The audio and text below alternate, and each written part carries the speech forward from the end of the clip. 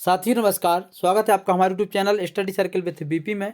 और हम चर्चा कर रहे हैं मध्य प्रदेश शिक्षक भर्ती वर्ग 3 के लिए। दोस्तों, मध्य प्रदेश शिक्षक भर्ती वर्ग 3 में जैसा कि आपको पता है हिंदी आनी ही है, और हिंदी में से जब भी कोई प्रश्न आता है तो वर्णमाला का एक प्रश्न अवश्य पूछा जाता है, और उसमें से उच्चारण स्थान वाला प्रश्न हमसे एक बार अवश्य पूछा जाता है कि उच्चारण स्थान के जो प्रश्न है कि किस वर्ण का उच्चारण स्थान क्या है।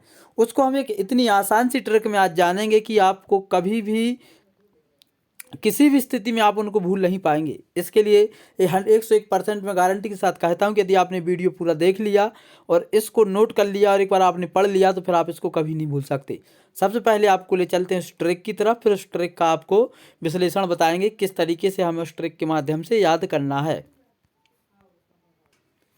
दोस्तों, पहले आप इस ट्रिक को बड़े आसान तरीके से पढ़िए। इसमें जो लिखा है इसको जब आप पढ़ लेंगे इसके बाद आपको अधिकतर चीज़ें समझ में आ जाएंगी। सबसे पहले लिखा है अकह विसर्ग कंठराम, इचयस भी है तालुराम, उपम आते ओष्ठ में, केवल व दंतोष्ठ में, रिटरस जानो मूर्धा जी, लतस दंत जी, एय कहें कंठ तालब्य, नासिक के पंचमा अक्षर, ओवऊ आते कंठोष्ठ में, और जीवा रखो प्रकोष्ठ में। इस तरीके से आपने देखा कि एक छोटी सी ट्रिक है ये, जिसके माध्यम से मैंने आपको बताया कि अभी बहुत सारे लोगों के समझ में नहीं आया होगा, लेकिन अब इसको हम एक एक चीज़ को बड़ी आसानी से आपको समझाते हैं। सबसे पहले लिखा है अकह विसर्ग कंठराम। दोस्तों, तो जो हमारा आ होता है, छोटा वाला आ और बड़ा वाला आ, और पूरा का वर्ग का, खा, गा, घा, और विसर्ग जो हमारा विसर्ग होता है, और हा हलवाई वाला, इतने अक्षर जो हैं वो हमारे कंठस्थ वर्ण के अंतर्गत आते हैं। दोस्तों, इसको मैंने बड़े अच्छे तरीके से आपको लिख करके बताया है, मैं आपको बताता हूँ। आप इसको इधर से देखिए। जैसा कि मैंने आपको बताया कि दोस्तों, जो हम बताते हैं कि हमसे पूछा जाता है कि उच्चारण के आधार पर वर्णों के प्रकार, तो जो उच्चारण के आधार पर वर्णों के प्रकार होते हैं वो 8 प्रकार के वर्ण उच्चारण के आधार पर होते हैं, और जिसमें सबसे पहला आता है हमारा कंठ वर्ण। तो मैंने जैसा कि आपको बताया था कि आ, का और हा, अकह विसर्ग कंठराम, मैंने ऐसा कहा था। तो इसमें ये होता है कि जिन वर्णों का उच्चारण करते समय हमारे फेफड़ों से निकलने वाली वायु कंठ को स्पर्श करते हुए मुख के बाहर निकल जाती है उन्हें कंठ वर्ण कहते हैं। और इसके अंतर्गत जो आते हैं वो आते हैं आ दोनों, का, खा, गा, घा, अंगा, और हमारा विसर्ग और हा, इतने वर्ण आते हैं। इसलिए यहाँ से हमको अकह कैसे बनाना है, यहाँ का आ लेना है, इधर से का लेना है, और यहाँ से हा लेना है। इन 3 वर्णों को मिला करके हमने बना दिया अकह। तो यहाँ से बन गया हमारा अकह विसर्ग, और यहाँ से ले लिया विसर्ग, तो बन गया अकह विसर्ग कंठराम, मतलब ये कंठ से बोले जाते हैं। दूसरा था इच यश भी है तालुराम। दोस्तों, तो यहाँ पर आप देखेंगे कि तालव्य वर्ण जो होते हैं, जिन वर्णों का उच्चारण तालु को स्पर्श करने के पश्चात होता है उनको बोलते हैं तालव्य वर्ण।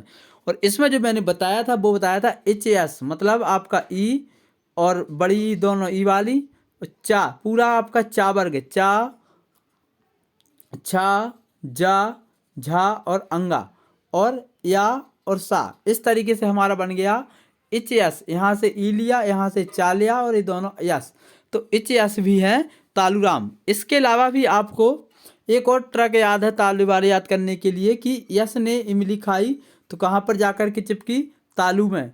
तो भी आप इससे याद कर सकते हैं कि या और सा जो हमारे हैं वो तालव्य वर्ण हैं। बढ़ते हैं अगले प्रश्न, जो अगला जो प्रकार है उसकी तरफ, कि जैसे मैंने बताया था ना ऐसे तालुराम, तो आपका दोनों ई, चा, छा, जा, झा, या और सा, कुल 9 वर्ण इसके अंतर्गत आते हैं।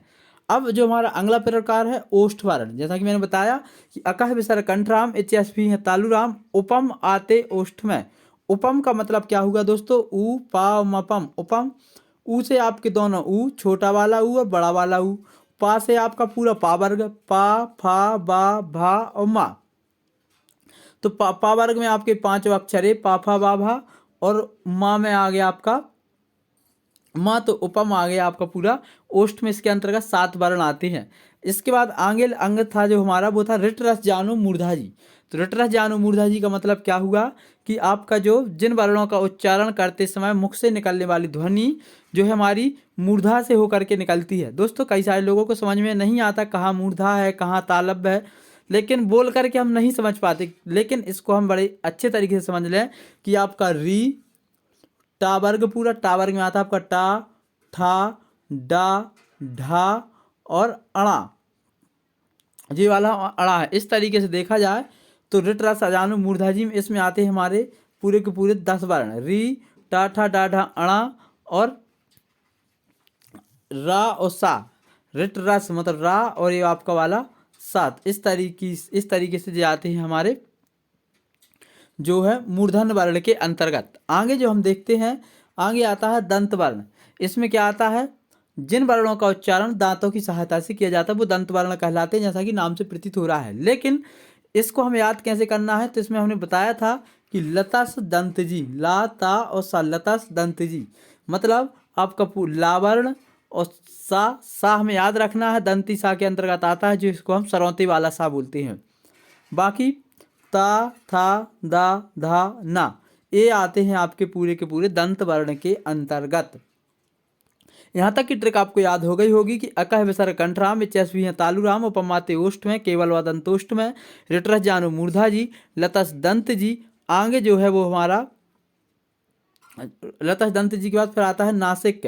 तो जिन वर्णों का उच्चारण करते समय नासिक मार्ग से ध्वनि बाहर निकलती है और नासिक वर्ण कहते हैं। और नासिक के लिए जो हमारा नाम था वो था नासिक के पंचमाक्षर। तो हर वर्ग के जो हमारे स्पर्श व्यंजन होते हैं, हर वर्ग में एक लास्ट का वर्ण होता है जिसको बोलते हैं हम पंचमाक्षर, जिसमें आपका आता है अंगा, ञा, अड़ा, माँ और ना। ये सब के सब नाक की सहायता से बोले जाते हैं। जो हमारा आगे है वो है हमारे दंतोष्ठ वर्ण। तो दंतोष्ठ वर्ण में क्या होता है, ऐसे वर्ण जो कि दांत और ओष्ठ की सहायता से बोले जाए उन्हें बोलते हैं दंतोष्ठ वर्ण। इनके अंतर्गत जो आता है केवल हमारा व आता है, जैसा कि हमने बताया था केवल व दंतोष्ठ में, तो वह आता है केवल दंतोष्ठ वर्ण के अंतर्गत। आगे जो हमारा है वो है कंठोष्ठ वर्ण। कंठोष्ठ वर्ण के अंतर्गत ऐसे वर्ण जो कंठ और ओष्ठ की सहायता से बोले जाते हैं। इसमें जो हमारे आते हैं कंठ और ओठ दोनों की सहायता से जिन वर्णों का उच्चारण किया जाता है उन्हें हम कंठोष्ठ वर्ण कहते हैं, जिसमें आता है ओ और औ। मतलब हमने जैसा बताया था कि ओ औ आते कंठोष्ठ में। साथ ही कहा था कि ए आई कहें कंठ तालव्य, जो हमारे कंठ और तालु दोनों की सहायता से बोले जाते हैं उन वर्णों को बोलते हैं कंठ तालव्य वर्ण। और इसके अंतर्गत जो आते हैं, इसके अंतर्गत आते हैं हमारे ए और आई, ए और आई ये वर्ण आते हैं हमारे कंठ तालव्य के अंतर्गत। इस तरीके से हमें लगता है कि आपको पूरी की पूरी चीज़ें समझ में आ गई होगी कि अकह विसर्ग कंठराम मतलब आ पूरा का वर्ग और हा ये आते हैं आपके कंठ के अंतर्गत। इचस ई पूरा चा वर्ग, या और सा ये आते हैं आपके तालव्य वर्ण के अंतर्गत। उपम दोनों ऊ पूरा पा वर्ग और माँ मछली का ये आते हैं आपके ओष्ठ वर्ण के अंतर्गत। केवल व दंतोष्ठ में तो जो हमारा वा है ये बस मात्र एक पूरी वर्णमाला का दंतोष्ठ वर्ण है जो दांत और ओष्ठ की सहायता से बोला जाता है। रिट रस जानु मूर्धा जी तो आपका री ऋषि का, टा टमाटर का और टा टमाटर से लेकर के टा ठा डा ढा अणा पूरा का पूरा टा वर्ग और रा रस्सी का और सा सरौते वाला ये सब आते हैं आपके मूर्धन्य वर्ण के अंतर्गत। इसके बाद दोस्तों यहाँ पर जो रिट रस है यहाँ पर ये आपका ए वाला सा है, याद रख लेना इसको, षटकोण वाला सा है। यहाँ पर जो सा बना है ये वाला सा नहीं है। जो ए वाला सा है ये वाला आपका साता आता है लतस दंत जी वाले में, जहाँ पर लतस लिखा है देखिए यहाँ पर, यहाँ आता है ये वाला सा, बाकी यहाँ पे वाला है लतस दंत जी। तो पूरा ला पूरा तावर्ग और सा ये आपके दांत के अंतर्गत आते हैं।